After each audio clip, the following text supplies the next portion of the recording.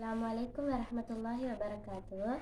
Now I have took a transparent glass bottle, a cardboard in the middle, a cardboard with a hole in the middle, two joystick, a lighter, a torch covered with black paper.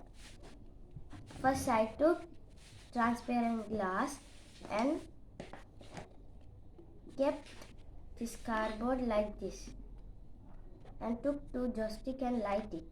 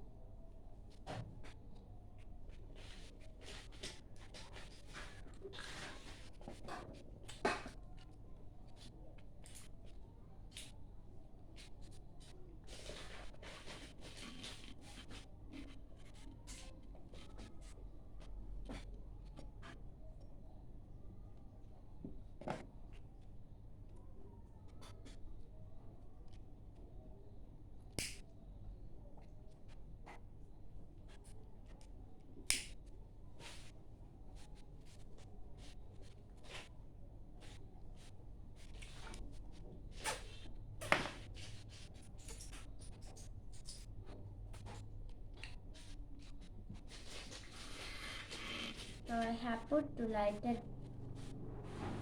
joysticks and took the torch covered with black paper and torch like this. For this you can understand the light travels through straight lines in the air also.